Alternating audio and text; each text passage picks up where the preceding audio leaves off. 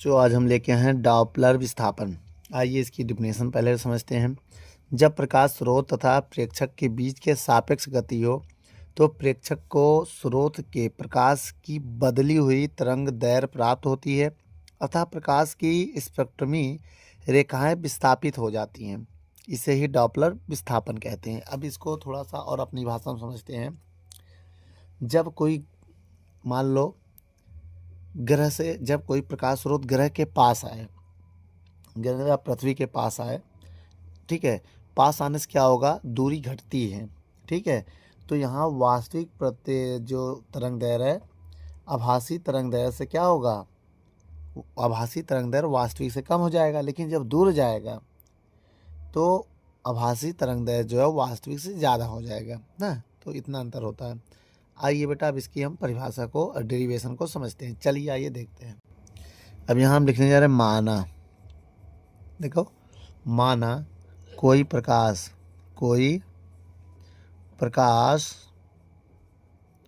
स्रोत, ठीक है, स्रोत ना किसी प्रेक्षक से दूर जा रहा हो, किसी प्रेक्षक से दूर जा रहा है तब उसकी आभासी तरंग दैर्घ्य, तब आभासी तरंग दैर्घ्य क्या होगा बेटा, आइए देखते हैं। वो फार्मूला होगा लिम्डा डैश बराबर लिम्डा रूट में C plus V C minus V होगा। ठीक, इतना समझ गए। अब आपको हम बता दें, इस चीज़ में अगर हम सी कॉमन कर लें, क्या कर लें, सी कॉमन, तो लिम्डा तो रहेगा, सी कॉमन कर लेंगे तो रूट के अंदर बनेगा सी 1 प्लस वी बटे सी 1 माइनस वी बटे सी। सी मैंने कॉमन कर लिया, सी से सी कट गया। अब जो रूट है इसको 1 बटे लिखा जा सकता है, इसको लिख सकते हैं 1 प्लस वी बटे सी की पावर 1/2 1 माइनस वी बटे सी की पावर 1/2। अब इसमें हम लगाएंगे बायनोमियल थ्योरम, द्विपद प्रमेय। क्या लगाएंगे, द्विपद प्रमेय से, बहुत ध्यान देना, द्विपद प्रमेय से। द्विपद प्रमेय करता क्या है, जो पावर होती है वो सामने ले आता है एक ना। अगर द्विपद प्रमेय का लगा दें हम तो लिम्डा डैश बराबर क्या हो जाएगा बेटा, बहुत ध्यान से आपको देखना है। लिम्डा, अब ये पावर सामने आ जाएगी तो 1 प्लस 1/2 वी बटे सी बटे 1 माइनस पावर इसके सामने आ जाएगी तो 1/2 वी बटे सी। इतना आया। अब एक काम करेंगे हम फिर से, बताइए क्या। यहाँ एक दिक्कत ये हो गई बेटा, अगर हम इसको ऊपर ले जाएं तो ये माइनस प्लस हो सकता है। बताओ क्यों। अगर हम द्विपद प्रमेय ना लगाते, 1 सेकंड के लिए ना लगाएं, मेरी बात समझिएगा, इसको ऊपर ले जाएं, मेरी बात समझिएगा।